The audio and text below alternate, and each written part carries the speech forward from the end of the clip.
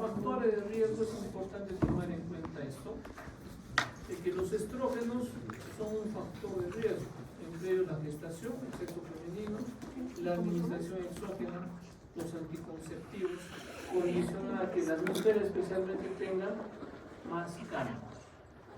Sería ideal hacer un estudio, hay varios estudios similares a este, pero la incidencia de litiasis vesicular o pancreatitis en pacientes gestantes o puérperas. Y de hecho, cuando ustedes estén haciendo su internado, cuando estén trabajando, si son cirujanos, van a ver de que muchos de los pacientes que hacen cálculos en la vesícula son puérperas. Después de que dan a luz, empiezan a empujarse todo, ¿no? Su chicharrón, su pollo a la brasa, su chaufa, ¿no? Y vienen por emergencia con dolor abdominal en hipocondrio derecho. Muchos de ellos hacen pancreatitis por una coleopolitiasis. La edad también condiciona. Los nativos americanos, los bolivianos, los del altiplano, hay bastante patología biliar desde nosotros, desde Cusco hasta Bolivia, ¿no?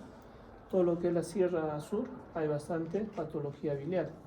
La obesidad y la pérdida acelerada de peso, el hecho de bajar de peso de forma muy acelerada condiciona también la hipertrigliceridemia, la éstasis vesicular, ya sea por lesiones medulares, ya sea por aumento de la somatostatina o por vagotomías.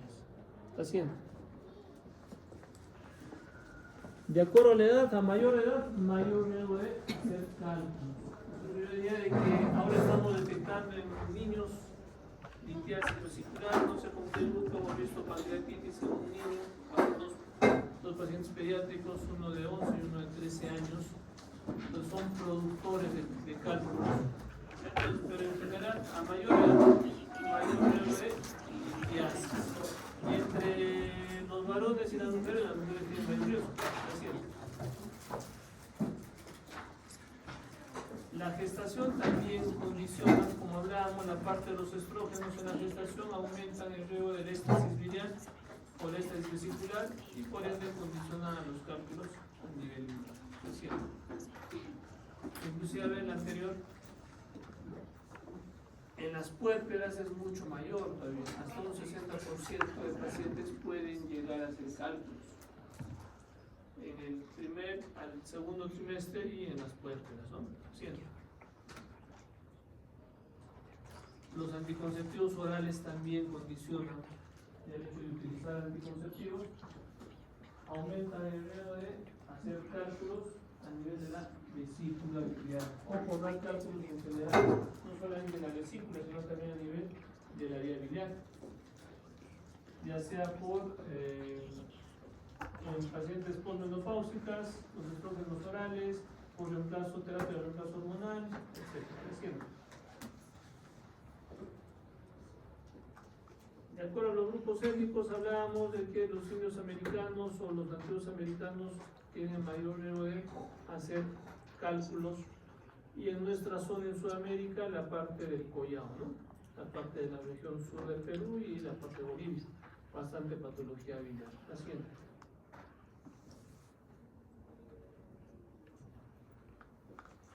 Como factor de riesgo de la obesidad, a mayor índice de masa corporal, especialmente en las mujeres, mayor riesgo de hacer cálculos biliares. La siguiente.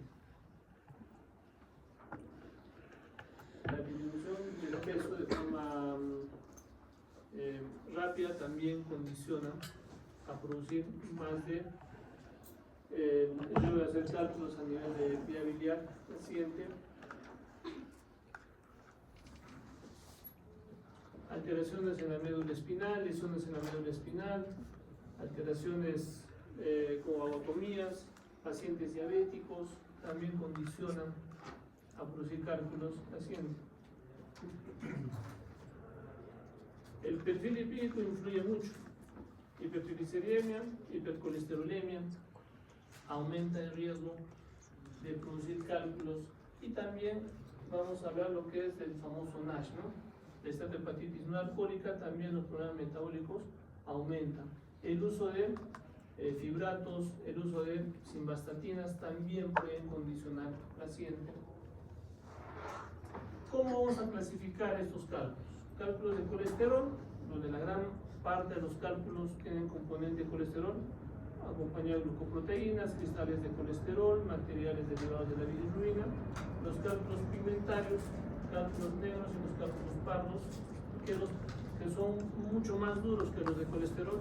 Estos van a tener polímeros de bilirrubina, glucoproteínas, bilirrubina no conjugada a los pardos y sales de calcio. La siguiente. Acá vemos unos cálculos de colesterol que son mucho más amarillos. La siguiente. La siguiente. Son imágenes. Algunos son mucho más duros, los pardos. La siguiente. Y tienen bordes mucho más filudos, son más facetados, más angulados. La siguiente. Acá vemos el cálculo de colesterol. La siguiente. Los pigmentarios negros son mucho más duros inclusive y tienen angulaciones que pueden lesionar inclusive la médula, el canal del conducto biliar, y cuando se hace la litotripsia para la CEPRE, entonces muchas veces no se logra destruir y se tiene que operar, ¿no? La siguiente. Los cálculos pigmentarios negros son facetados, esas angulaciones lo hacen más duro y más difíciles de triturarse, hacer la litotripsia. La siguiente. Los pardos son mucho más ovoideos, más redondeados. La siguiente. Esta parte es importante porque de acuerdo a esto nosotros vamos a definir frente a qué paciente o frente a qué tipo de cálculos podemos estar. Los cálculos de colesterol se localizan más en la vesícula. Patogénicos por una reacción físico-química, pero tiene más colesterol, calcio y bilirrubina en menor cantidad. Los cálculos negros, pigmentarios, tienen más calcio y bilirrubina, inclusive son mucho más duros, pero la característica de estos son de que está más en la vesícula. Y los cálculos pigmentarios se van a producirse a nivel del conducto biliar, especialmente por cuadros infecciosos. Ellos van a tener colesterol y calcio y bilirrubina. También son duros. La característica de estos son de que son más facetados, son mucho más angulados, y al momento de querer extraer por CEPRE, muchas veces se hace dificultoso, ¿no? De acuerdo al tamaño inclusive. La siguiente. La distribución, la gran mayoría son cálculos de colesterol, hasta un 77%. Los pigmentarios negros van a llegar al 20% y menos del 2% pueden ser mixtos o los pardos, ¿no? La siguiente. La patogenia es muy importante que nosotros entendamos, porque de acuerdo a esto vamos a ver la parte del manejo inclusive. Entonces, se va a sorprender a nivel intestinal los componentes de colesterol, y a nivel hepático estos componentes van a producir mucina, y a nivel de la vesícula van a empezar a formarse por conglomerados los cálculos, ¿no? Acompañados de colesterol y sustancias de calcio también. La siguiente. Entonces, estos cálculos van a empezar a formarse por micelas. Las vesículas van a ser multimicelares, van a producir colesterol en cristales, y esto van a empezar a juntarse y formar los cálculos a nivel de la vesícula por éstasis vesicular. Esto muy relacionado en las mujeres por la parte estrogénica, ¿no? Los estrógenos hacen de que el músculo liso sea mucho más lento, y eso que condiciona mayor éstasis vesicular y mayor formación de los cálculos. La siguiente. La siguiente. Pacientes que tienen hepatopatías crónicas también predisponen a hacer cálculos, especialmente en pacientes cirróticos, y ahí vemos. Muchos de ellos confundimos la patología cuando el paciente cirrótico viene con ictericia y pensamos que la ictericia es netamente la cirrosis. Muchos de los pacientes hacen coleocolitiasis. Entonces siempre es importante el paciente que viene con ictericia y es cirrótico hacerle un descarte con una colangiorresonancia, ¿no? De que no haya cálculos a nivel del conducto biliar. La siguiente. De acuerdo a la permanencia, en pacientes que presentan anemia, también pueden condicionar a producir cálculos a mayor edad o a mayor tiempo de la anemia, mucho más aún. La siguiente. En la fisiopatología vamos a ver que la formación de los cálculos van a estar relacionados hasta un 90% por cálculos o politos de colesterol. Más del 50% de estos son colesterol y mixtos pueden llegar hasta un 20 a 50%. Menos es el porcentaje de los cálculos pigmentarios. Los factores que van a condicionar la excreción hepática de la bilirrubina libre, eso aumenta más el riesgo de producir cálculos. La deficiencia de factores solubilizantes de la bilirrubina libre y la desconjugación de la bilirrubina en la mixta. Entonces eso va a condicionar que haya mayor producción de cálculos. La siguiente. Clínicamente el paciente en su gran mayoría es asintomático. Muchos de los pacientes vienen con una ecografía porque se hicieron tomar una campaña de la esquina de la cuadra con su ecografía y me dicen, doctor, tengo cálculos en la vesícula. Entonces, y son asintomáticos, nunca han tenido dolores, hasta un 80%. Los cólicos biliares están relacionados a dolor a nivel del hipocondrio derecho, especialmente por obstrucción del conducto cístico. Si nos acordamos, el conducto cístico es el conducto que une la vesícula con el hepático común para formar el colédoco, ¿no es cierto? La colecistitis aguda va a presentar dolor abdominal tipo cólico. Muchos de los pacientes hacen infecciones secundarias por inflamación repetida. Entonces, lo que nosotros tenemos que hacer y recomendar al paciente, si ese dolor es inicial, que recién está comenzándole, entonces podemos darle antiinflamatorios y estar monitorizando, ¿no? De acuerdo al tamaño del cálculo. Si el tamaño es más allá de 10 milímetros, es mejor recomendar, por más que no tenga dolor, operarse, porque el riesgo de hacer cáncer de vesícula es mucho más alto. Si el cálculo es menos de 10 milímetros y su evolución a los 6 meses no es muy acelerada, podemos esperar y estar monitorizando cada 6 meses. Si este dolor es muy persistente, nosotros tenemos que recordar que una inflamación condiciona a producir infecciones, porque se vuelve como un caldo cultivo la inflamación, ¿no? Peor si tenemos conductos que están conectados hacia la vía digestiva, ¿no? La vía digestiva es muy rica en la microbiota y hay muchas bacterias, desde no patógenas y patógenas, ¿no? Que producen infecciones. ¿Qué complicaciones puede haber? Desde perforaciones, fístulas, empiema vesiculares o el piocolecisto, colecistitis empisematosa, síndrome de Mirici, donde hay compresión de la vía biliar, colecistitis crónica de forma avanzada, dolores intermitentes, una ictericia obstructiva relacionada a una obstrucción del conducto biliar principal y del colédoco, produciendo coledocolitis. La siguiente. ¿Qué estudios diagnósticos vamos a tener? A la cabeza es la ecografía abdominal, no es de que hay otro estudio mejor que la ecografía para detectar cálculos. Tanto la sombra acústica nos ayuda a ver cálculos.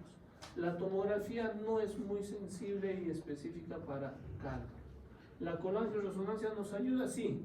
Costo-beneficio, la ecografía es mejor. Y el costo es mayor de la resonancia. La resonancia nos ayuda a ver mejor cálculos a nivel del conducto biliar, especialmente en los 2/3 inferiores del colédoco, lo que la ecografía no puede detectar. La CEPRE es un procedimiento terapéutico, no es diagnóstico. ¿Ya?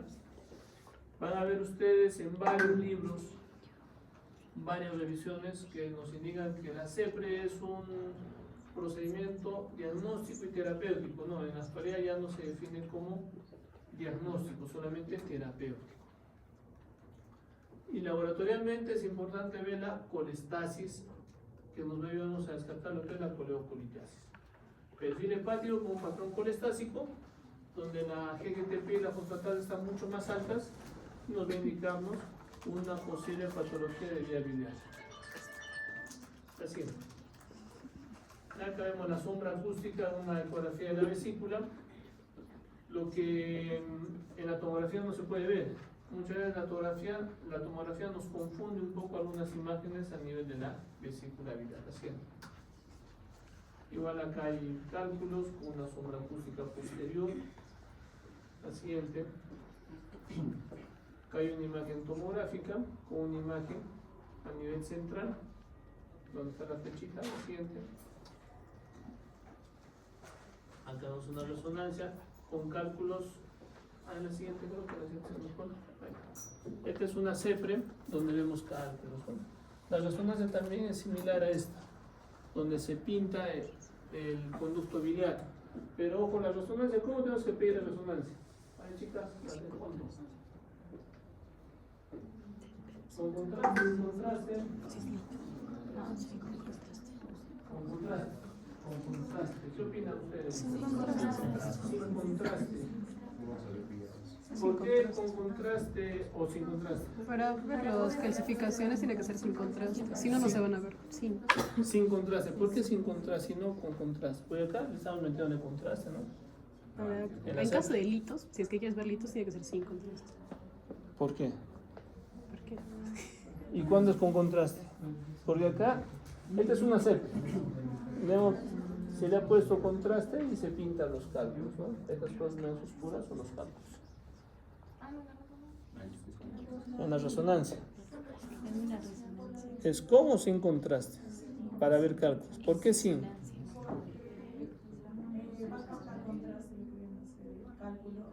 Entonces es con contraste. No, sin contraste porque va a haber una hiperdensidad del cálculo. Es flor. Es flor. Ya he hecho rayos X, ¿no? Ya han hecho.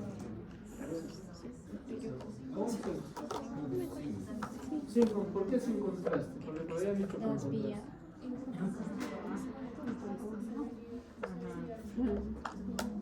Entonces veo con contraste.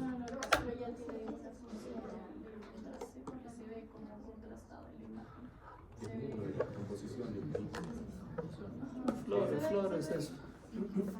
A ver, acá. Colangio-resonancia. ¿Cómo sin contraste? Queremos ver cálculos de la vía biliar. ¿Le pedimos con contraste o sin contraste?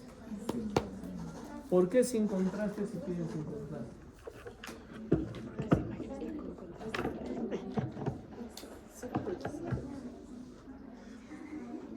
¿Por qué con contraste? Ahí se da mejor. ¿El contraste pasa hacia la bilis? ¿Por qué sin contraste?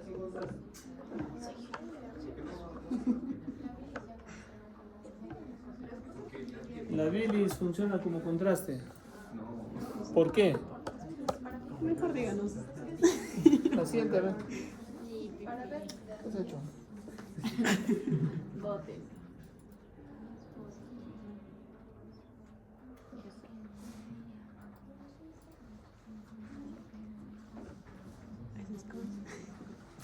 En una resonancia hay varias incidencias. T1, T2, la que se utiliza más es la T1 y T2. Y la T2 mucho más aún todavía. ¿Por qué la T2? ¿Cómo sabemos que es T2? ¿Elimina el líquido? No, más bien el líquido es más hiperdenso, ¿no? Ese líquido es equilibramos. Pero resalta más el líquido estático, no el líquido en movimiento. La sangre que es líquida no se ve blanca. Lo que se ve blanco es lo estático. Y en el conducto biliar, lo estático, que es la bilis, se ve como si tuviera contraste.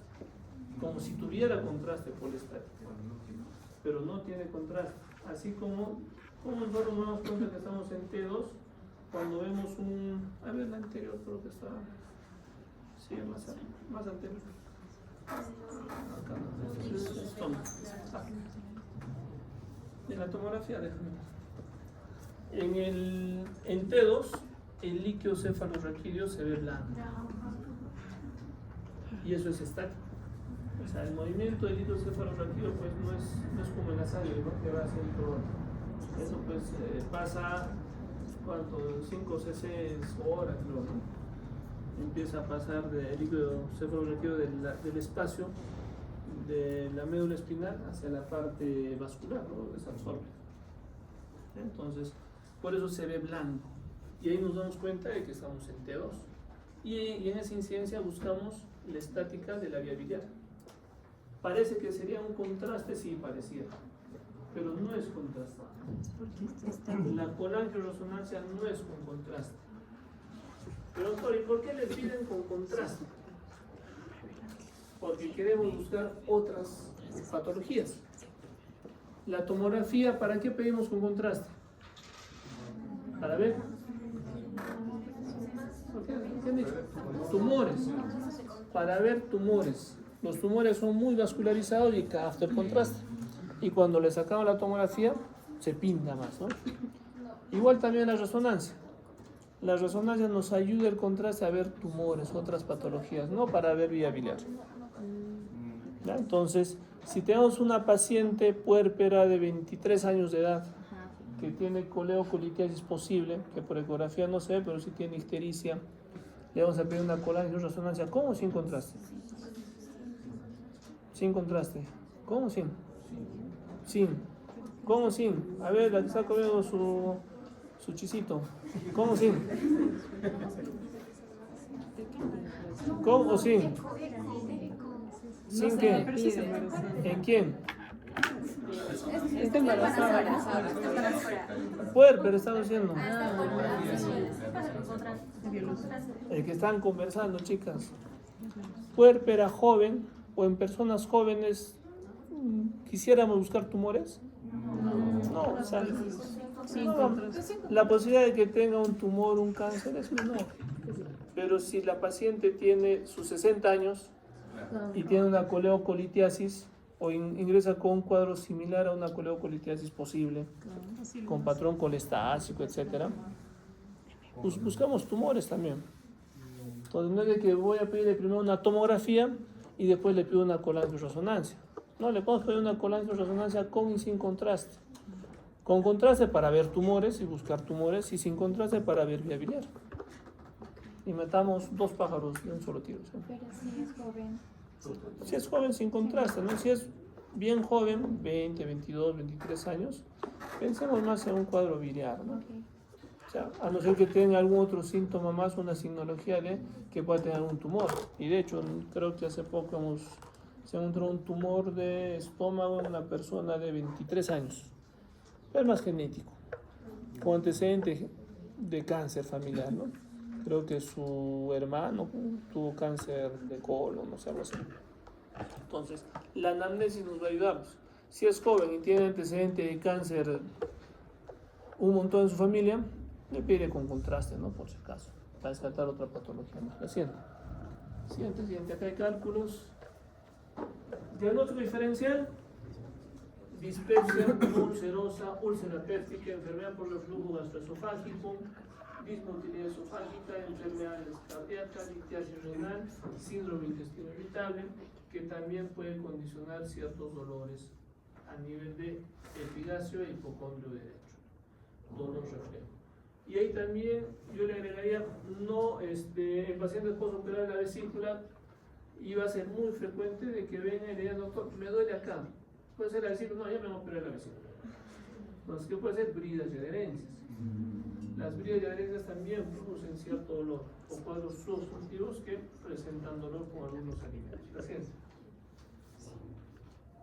Es importante la parte de los predictores de coleocolitiasis. Esta es la legislación del 2010. Hay una legislación del 2019 donde agrupo un poco más. Pero esta me gusta un poquito más porque te da predictores fuertes, muy fuertes y moderados, donde los muy fuertes son cálculos en coleoco evidenciado por ultrasonografía, por ecografía. Una colangitis clínicamente ascendente, donde hay dolor, ictericia y fiebre, ¿cierto? Mínimo lo que nosotros tenemos que entender en colangitis es, y ustedes tienen que saber, si el paciente viene con fiebre, dolor e ictericia, lo primero que pensamos, colangitis. ¿Ya? Y la bilirrubina mayor a 4 miligramos por decilitro. Esos son como predictores muy fuertes. Dilatación del conducto biliar, más de 6 milímetros con vesícula in situ, o sea, con la presencia de la vesícula. Y si no tiene vesícula, ¿cuánto es? 8 milímetros, lo habíamos notado ya. 8 milímetros sin vesícula, ¿ya? Porque el conducto biliar empieza a adecuarse a una pseudovesícula. Y empieza a coleccionar ahí la bilis, cuando ya no hay la vesícula. Y el nivel de la bilirrubina en algunos 2.8, 1.8 hasta 4.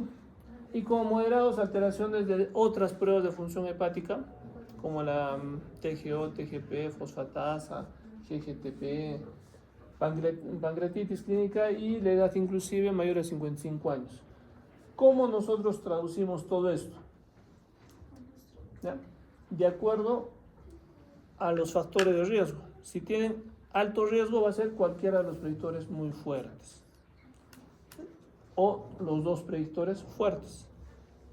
Riesgo moderado, cualquier predictor fuerte con cualquier moderado o solamente los moderados. Y riesgo bajo cuando no hay ningún tipo de predictor. ¿Para qué nos sirve esto? Si tiene alto riesgo, de frente a CEPRE, ya no es necesario hacer una colangioresonancia. Costo-beneficio, lo mando a hacer. El manejo.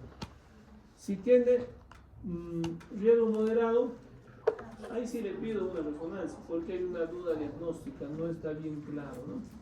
Y si no tiene factores de riesgo, dependiendo. Si el paciente tiene cálculos en la vesícula, lo mando a operar.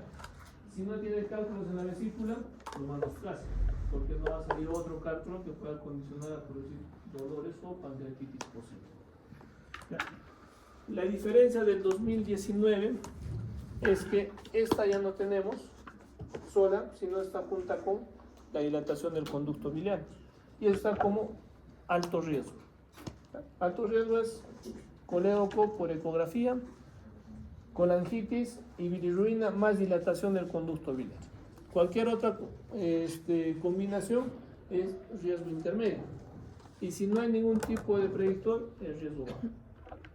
Igual también el manejo es el mismo, ¿no? Lo mando a CEPRE o le hago hacer una colangioresonancia o le mando a su casa o a cirugía si tiene cálculos en la vesícula. ¿La siente? ¿Siente? Sí, descansando.